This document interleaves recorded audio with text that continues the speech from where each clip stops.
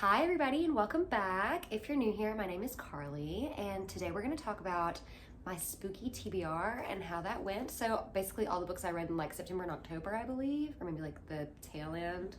I did a spooky TBR on here and I went through everything and talked about like how spooky I thought everything was going to be and like rated it and everything. And so we're going to be going back through and seeing like what was as spooky as I expected and all that good stuff. And I did go a little bit off the rails, I think.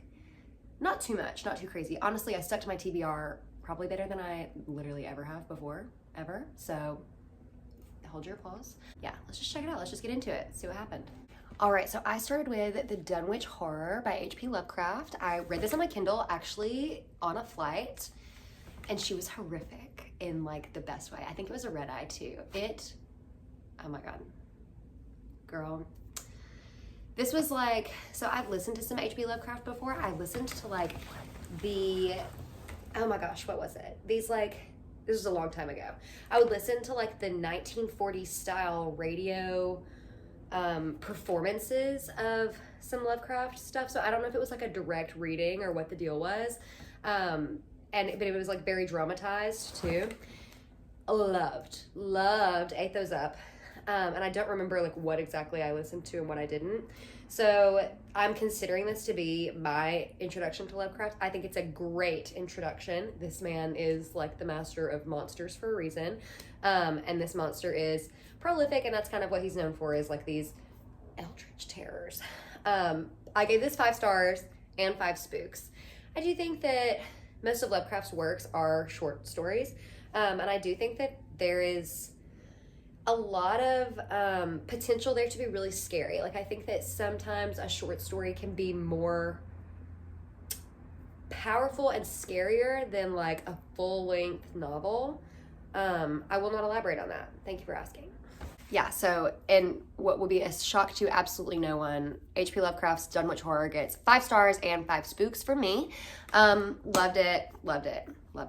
Highly recommend. And it's such a short read, like, what are you waiting on, you know? Next I have A God in the Shed. Oh, I have her. Yeah, by J.F. Dubois. My notes. I think my first note would be maybe not this cover. I feel like this cover misled me. So basically, and I did enjoy this book.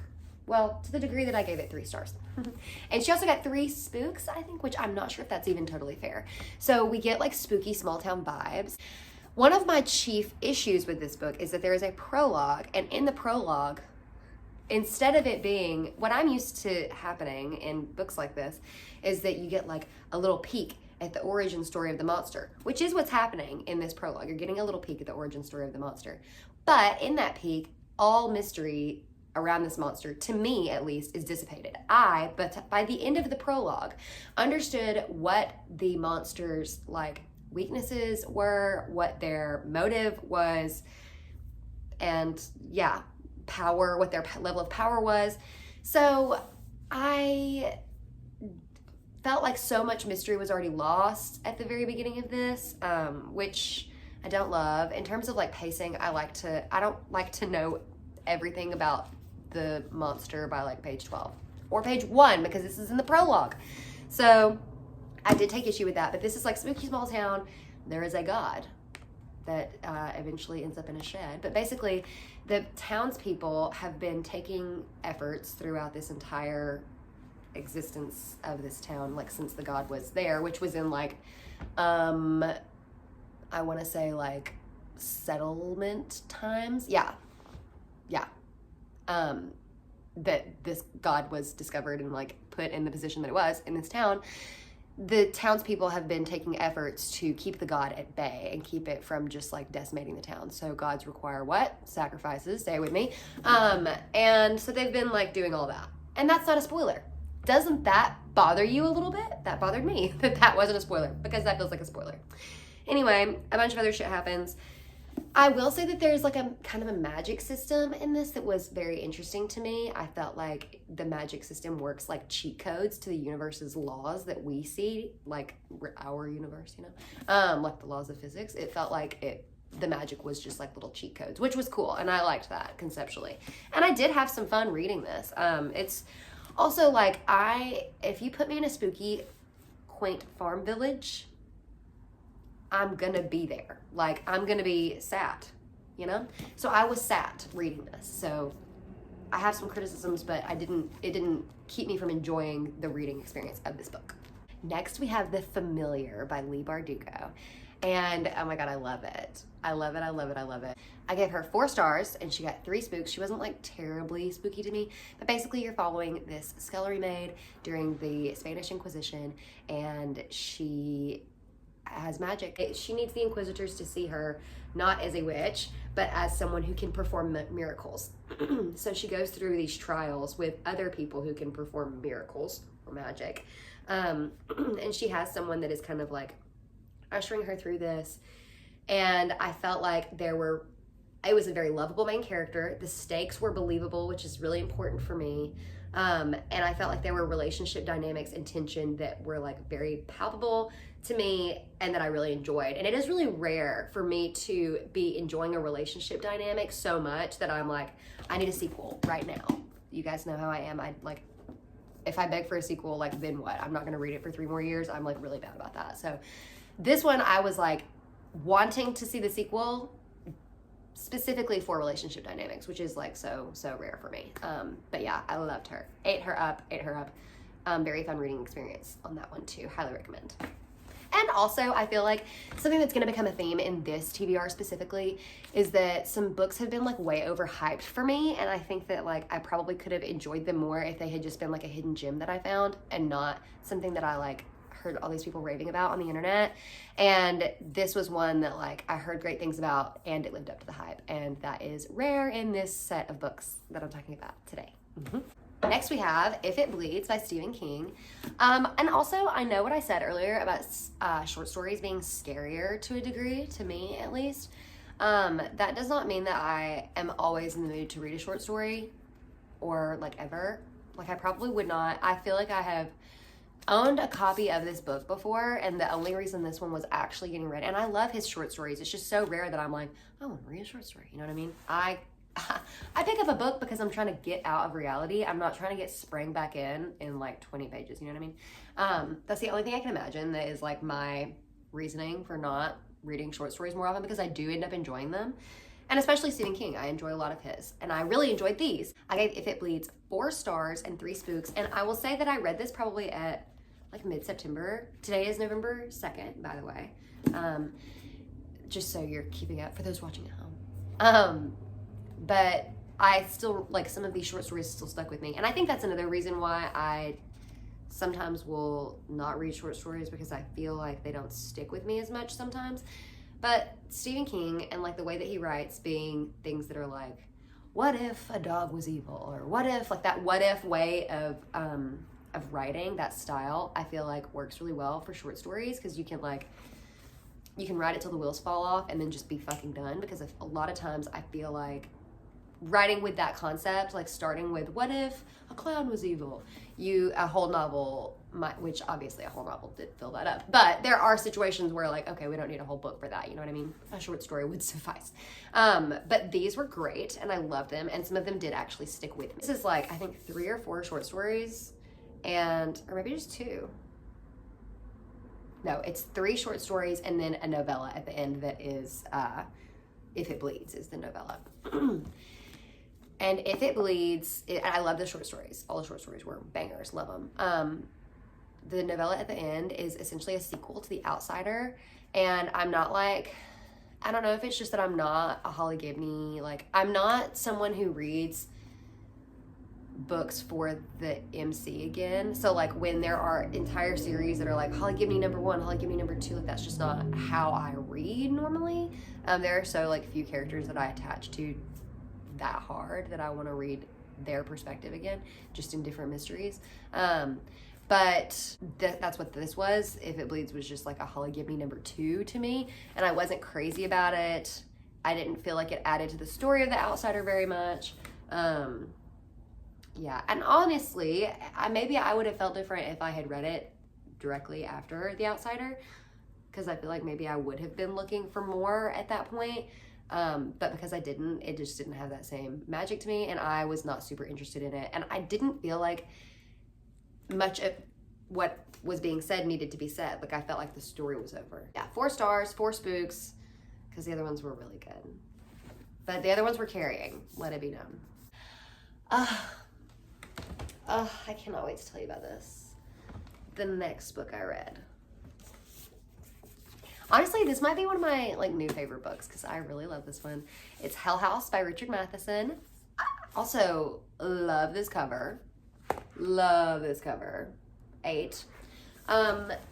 In my like spooky TBR, I talked about the fact that I thought this was about Hell Night, the movie, the like movie from like 73, I think. Because I love that movie, and I just always thought that this book was associated with it. And literally did not. I bought this, did not even read the back of this. Didn't realize that was not the case until I literally started reading. But I was not disappointed. I do love that movie too, but like this is a totally different thing and also love. So you've got your basic like haunted house setup where we've got, she's a doozy of a haunted house, and we have, and this, it's so Scooby-Doo kind of, because you've got this millionaire is about to die and he's terrified of death, and so he sends in 4 people, a doctor who's like a skeptic, 2 spiritualists, and the doctor brings his wife. So he was essentially sending in 3 people, but the doctor, had to bring his wife along, which was a mistake, I believe, but like no hate to, whatever. Anyway, it was a mistake. Okay, I think that's pretty, by the end of this book, spoiler. So basically, your classic haunted house, like Vincent Price haunted house type vibes, we're sending these people in to just like, last the night, do your research, we'll see what happens. And the legend of Hell House, I got a little skeptic when they told what the legend was, and I won't say, because I do feel like that's a spoiler, like what it's haunted by. And I was so curious a little bit about the time period, and like, I don't know, I feel like I'm gonna spoil it if I talk too much about it, but it's really good, okay? And it's very scary. 5 stars and 5 spooks. Okay, whatever. This might be a spoiler, and if it is, you should skip ahead, because you should read this book if you haven't already. But some of the things that happen in this that I felt were kind of, I'm very wary of satanic panic type shit. And I was wary of this being that type of vibe. And it kind of was, because I believe the legend, the man that had the house, was a Satanist. And the whole deal that the house is being haunted by is that he basically had a cult living there. And they would do like experiments on one another that were just supposed to be depraved experiments. And that was like his thing. He was just like, how nasty can we get, And they started with sex. And so like, because they started with sex, I was like, are we just, I don't know. And then like, obviously it got nasty. It got very depraved, like murderous type of vibe, and worse than that too. But it started with sex. And so that made me curious about, that's a big theme. The characters, their relationship to sex and all that was very interesting. And I think that's part of, I was afraid that it was going to be why I did not like it, because of the things that it would have to say about sex and depravity of sex. And it wasn't. And that was like probably why I liked it so much. And it was so spooky, so spooky, so spooky. And I feel like a lot of the way that fear is approached in this book is really smart, because instead of like putting you immediately into these outlandish situations and like just having you be caught by the fear of this figure that's appeared in the doorway, rather than that, or just having you like already put in the world of like you're being possessed, which is not something that a lot of us can like super relate to, having another like mind in their mind, it starts with things like the anxiety you get when you're restless and you can't fall asleep, or like the anxiety and fear that you get when you like find something you wish you hadn't. It would start with those type of fears that are like super tangible and relatable, and then build from that. And I thought that was so smart, and I see so rarely in other I mean, even horror movies, I feel like. So I felt like that was a very smart thing that this book did, and I really enjoyed it. And honestly, I would not be surprised, because I'm such a sucker for like a haunted house movie like that, and this very much felt like that, taken to the degree that a book could by putting you inside their brains. So that was 5 stars, 5 spooks, probably honestly a repeat read for me, potentially every October. Yeah, high praise, high praise. The next thing I read was The United States of Cryptids by J.W. Ocker. I listened to this as an audiobook and kind of treated it, because it's nonfiction, I kind of treated it like a podcast.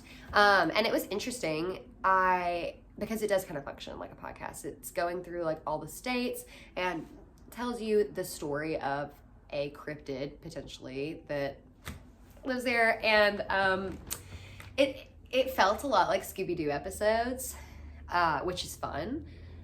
But for 50 states, I don't know. It was a fun concept. I think that I probably would have liked it more if I had read the physical book myself.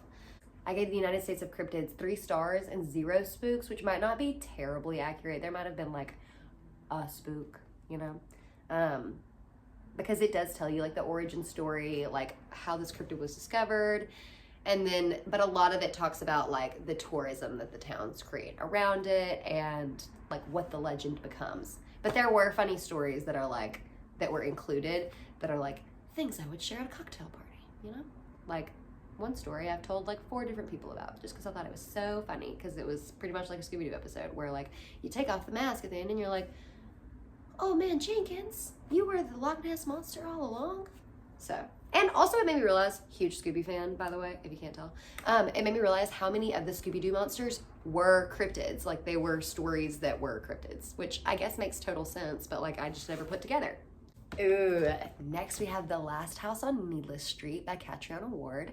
I gave her 4 stars and 3 spooks. This was a very interesting read, and it kind of did the opposite of my complaint from A God in the Shed, where they told me too much too soon and there was no mystery. I remember, I read this on the Kindle. I remember being like 12% in and being like, I don't have a clue what's going on right now. Like, I don't know if I'm rooting for my narrator. I don't feel like I can trust them at all. And I will say, I do feel like that might have affected my reading experience to a degree, because I felt like I had to take every bit of incoming like knowledge with a grain of salt if it's coming from this one narrator, because I don't trust them. And so I'm like, I don't know if I even remembered half of that shit, because I wasn't like actually believing that they were the circumstances we were operating under, which was fair. There is like a lot of mystery around it and there are a lot of plot twists. And I normally am very picky about my plot twists, but these were done very well. I felt like the way that they were done was that at every fork in the road, I felt like the author, if I wanted to go right, they went left, and they went left again, and they went left again. And then you know what? By the end of the book, they had circled back around and they were going the direction I wanted them to go. So that was really interesting to see that happen. And if you haven't read that, that's not gonna make any sense, but if you have, it will. And it was really interesting because it makes you think about like, why did I want them to turn this way at this point? Very fun read, very engaging, and like very compulsively readable. Next, I read Stolen Tongues by Felix Blackwell, and I read this on the Kindle. I gave her 3 stars and like 4 or 5 spooks. I can't decide, because I do feel like she shocked me a few times. This book is about a man who proposes to his wife, and it's actually told from the perspective, the main character is named Felix Blackwell, so whatever, do that with that what you will. He proposes to his wife, and his wife's family is like, oh, you guys should celebrate and go stay up at our cabin for the weekend, up on this mountain in like Colorado or some shit. They're like, totally, and they go, and it is the spookiest shit ever at this cabin, which is also so much fun. I think for a good chunk, if you can't tell, after Hell House, I was chasing the high of a haunted house story, and someone told me that Last House on Needless Street, I went to Last House on Needless Street wanting a haunted house story. That did not happen. Stolen Tongues is more of a haunted house story, kind of a haunted mountain story, and it amped up very quickly. He proposes, but I think it starts with them like going up to the cabin, and shit hits the fan immediately. And things do get worse as they go on, but shit does hit the fan immediately. And then the pacing like levels out after a period of time once the main character is like trying to like piece together what's going on. The monster that they're dealing with, I was hoping to learn about like a new monster. Like I like an imaginative monster. If you want to be a creature feature, I want something new. This was a monster that I had read about before, and that was a little bit disappointing to me. And so basically I gave this 3 stars because I did really enjoy the story and I was super invested in it, but there were some issues that I had with it. That being one of them, I wanted like a more imaginative monster. And the reason they did that was because this is a monster. Like this is a monster in Native American tradition.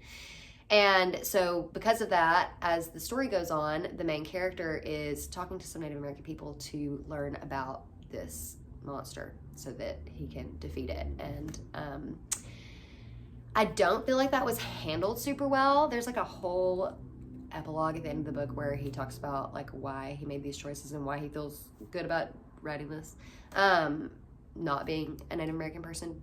However, there were some choices made in the story at the end that really bothered me. And it would be a spoiler if I told you, but they're why I also have an issue with this. So there were just a couple of issues I had, but I did really enjoy reading it.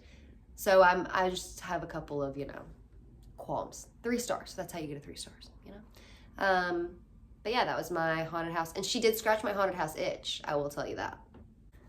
The next book I read also was supposed to be a haunted house and also kind of ended up being like a haunted mountain, but it's The Twisted Ones by T. Kingfisher. Oh my God.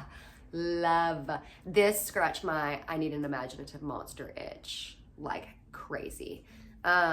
So we have in this story this like 30-something-year-old woman whose dad calls her. He never asks her for anything, and he asks her like, I need you to come clean out your grandmother's house. She passed it away like long before this starts, but he's like, we need to sell the house and I need you to come clean it out. And she's like, I got you. You never asked me for anything, so I'm gonna do this for you. She goes up there and finds out that her grandmother was a hoarder. And also, similar to T. Kingfisher's A House with Good Bones, she is a mean old southern bitch of a grandma, which I think is incredible. I think it is so much fun to have a character like that, but it is interesting to see it done twice by the same author. But it also makes me feel like, yeah, you know about this. Kingfisher, you got something to say. I believe you. Because those ladies exist. And they're written very well. In both instances, they're written very well. The 2 different, and they are distinct. Like it's not like they're the same character in each book. And that's not even really the primary thing that happens. So basically, she gets up there, and that mean old bitch of a grandma was also a hoarder, and so she's like, "Okay, I've got my work cut out for me here," and I kind of don't even really want to say anything else. It's haunted, and I feel like I would be doing you a disservice to tell you anything else because I went in totally blind and at every turn was just like sitting there with my mouth wide open, and I would love for you to have that experience as well. I gave her 4 stars and 4 spooks, but I think she might get 5 spooks because it was one of those things where like I'm telling my coworkers like I can't wait to pick my book back up because it's scary as hell right now, which is crazy. So highly recommend The Twisted Ones by T. Kingfisher. But like, are we surprised? I'm recommending anything that T. Kingfisher writes. Next we have The Butcher Game by Elena Urquhart. I listened to this audiobook. I gave her 3 stars and 2 spooks. And I love morbid. I feel like I just have to say that. I love morbid. I feel like part of why this book did not do super well with me is because I didn't super believe the killer. And I don't know if that's also just coming off the back of one of the other books on this list that had a really good like perspective of the killer. I won't say which so as not to spoil it, but coming off of that into The Butcher Game, I felt like, and because I do listen to morbid, I felt like Elena hates these guys. Like, she hates killers. And you can tell that she hates the killer in this book, Jeremy, which this book is a sequel to Butcher and the Wren, which I also felt like I enjoyed a lot more than this one. I almost wonder if, like, maybe I didn't need a sequel. And I will say, if I needed a sequel, I would have needed it to be wrapped up here. I don't need a trilogy, personally. It's just, I found myself, like, kind of waiting for it to be over a little bit, which I hate to say, and might have been also because I was listening to it as an audiobook. But I just felt like, because we're getting this story's told from Wren and the Butcher, and the Butcher's Jeremy, and I feel like if we're going to tell it from his perspective, then we need to, like, not have him be like just this monolith of hate. Like, we have to have something about him that's like, not even just like poor pitiful him, his mom was mean. Like, I just felt like there was more. I needed to have more, and I did not. Oh, and another thing that bothered me, I really like Elena and Ash, and so I hate to even be like saying anything that I didn't like about this book, but just in the spirit of honesty, in the spirit of what I'm doing here, it did bother me. And part of the reason I love Morbid is because of the way that they treat the victims of these crimes. And I did not love the way these victims were treated in this book. I felt like they were portrayed to be like stupid little girls that like went to the bar and like got drunk and like lost their mace. And like, I don't know if maybe also it was because of the narrators of the audiobook. I don't know if that contributed to it, but that was how it read to me, and that really bothered me, because I feel like if you're gonna try to make a point about that, about the fact that somebody picking you up at the bar, whatever, is gonna take you home and skin you or some shit, the point we could make is that a more productive point to make is, it doesn't matter how prepared or how smart you are.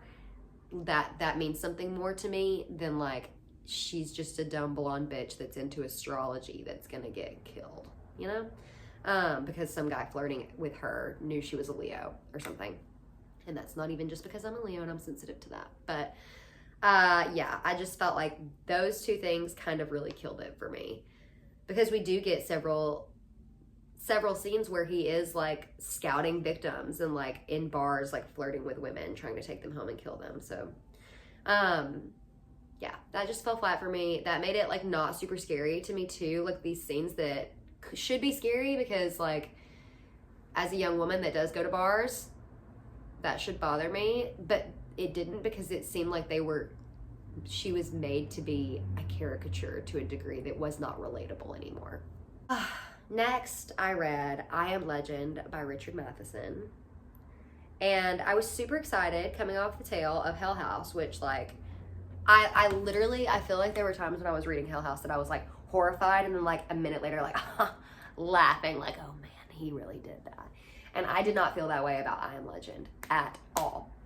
And I know it's tough because you have like a post-apocalyptic situation, like pacing is gonna be tough.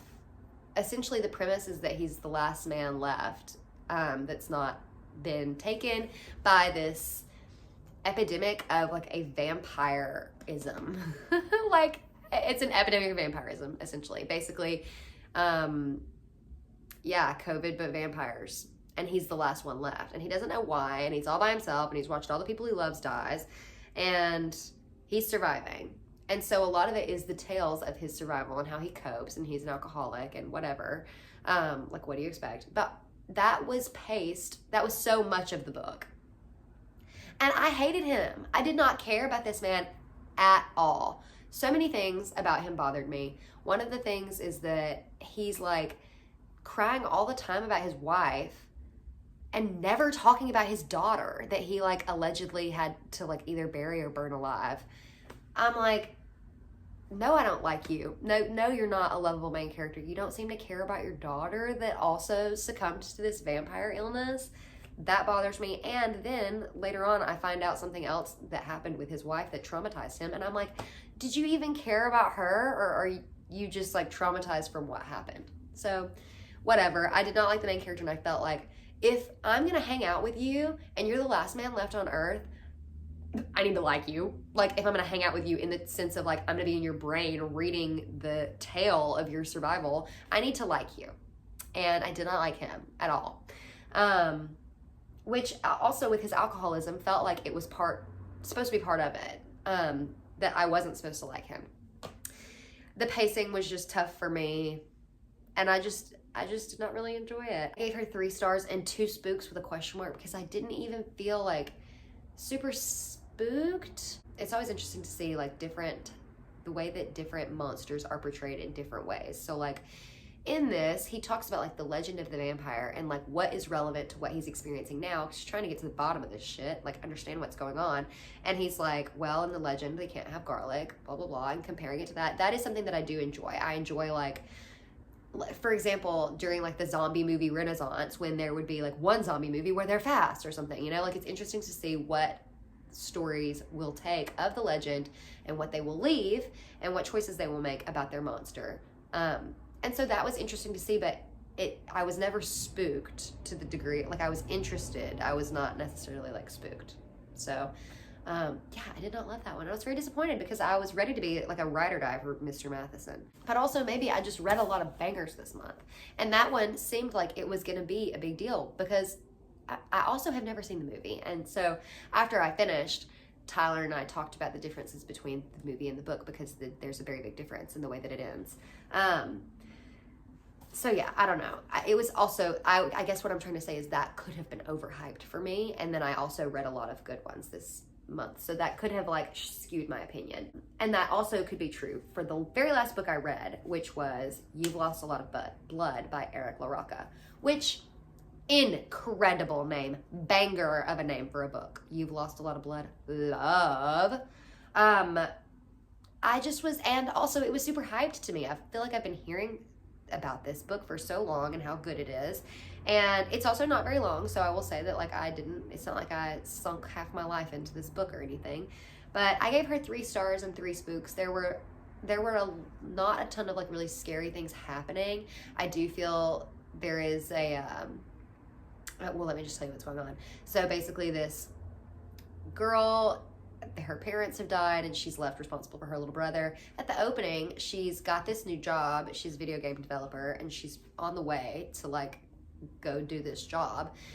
And she's got her 11-year-old brother with her and it's Halloween. He's like wearing costumes and like trying to pick out costumes and stuff. And tries to leave him at a gas station and he catches her. He comes out like as she's about to drive off. And she talks about how this is not the first time she's tried to leave him. And so whatever. I think if anything, it was spooky to see, like I have a little brother who I love more than like anything on the planet. And he's not 11, but I remember when he was, and I can't imagine doing anything like that to him. And he gets subjected to some of the horrors that occur in this book. And I cannot imagine. The scariest part was imagining if my little brother was in that situation. So that was part of it. There's not a ton of other spooks beyond that to me. And I think I was under the impression that this book was a lot more like experimental than I expected. And so there were a lot more classic spooks than I expect. Like at the very beginning, there was like a figure in the attic window and they're like, who's that? And they're like, oh, that's old Miss Zimpago or whatever. And like, that's a much more like classic old school spook than I expected out of this book. So there's that storyline, and that is the book that was published. That book is called You Lost a Lot of Blood. That was published by this man named Martyr Black, I believe, if I'm remembering correctly. And he was, I'm trying to decide what's a spoiler and what's not. Well, he was a serial murderer. I don't think that's a spoiler. Him and his partner, he's also gay. The structure of the book is that this book, You've Lost a Lot of Blood, is written by Martyr Black, and that those excerpts of the book that he has published, You've Lost a Lot of Blood, are interspersed with dialogue between him and his husband, boyfriend, partner, I don't know, and just conversations between them. And I will say, and he is a depraved guy. I feel like the dialogue was probably the dialogue between those two was the strongest part of the book. I felt like the dialogue itself was very believable, and I also felt like their conversation made sense in terms of like a conversation you would actually hear. But I feel like that was the best depiction of a like thoroughly depraved individual and how they would treat their partner. Like that was the most accurate representation I feel like I've seen of that. Not that I just know, you know, but it felt very true. And I also listened to the audiobook of this, so the narration definitely could have helped with that. But that was my favorite part of the book. And that wasn't necessarily like spooky. I can appreciate it, but it wasn't necessarily spooky, which is how I ended up here with 3 stars and 3 spooks to close out the month. Which right now I'm listening to The September House, and I'm also listening to Dark Harvest by Norma Partridge. So I've still got like some spooky stuff going on, and I mean, you guys know me, there will be spooky stuff forever in my heart and in my brain and in my reading list. So I don't think I got to everything. There were definitely some new releases I wanted to read that I did not get to, but I'm pretty happy. I was also gonna read the Haruki Murakami book, Night Circus, and Nosferatu. I think I'm going to put off Night Circus and Nosferatu. And honestly, that Murakami, I just don't know if that's ever going to happen. We will see. Let me know what you think, because I feel like people have very conflicting feelings about Murakami, and I want to know what yours are, and if I should read this big old, because the copy I have is like all 3 books of the 1Q84, like in one, and so it's a big old honker, and just like hearing things about him that are like not aligning with my values, and then also looking at that big old hunker, I'm like, do I really want to do that? So let me know if I should do that. And yeah, now what I'm going to do is I'm going to go get a costume on, Lady Gaga. I'm going to go be Lady Gaga at my bestie's house. So thanks for hanging out with me and closing out the Halloween season. Maybe we'll get into like some holiday stuff. Let me know if you're into that, if you're that kind of girl. Yeah, or anything else you'd like to see. Just keep me posted, and hopefully I just had like a super busy month with work. As you can see, I like also didn't read as much as I normally would have, so that's over. That month is over. We will not be doing that anymore, so hopefully I'm back for you more often now. But thank you for hanging with my like hiatus, and thank you so much for watching now that I'm back.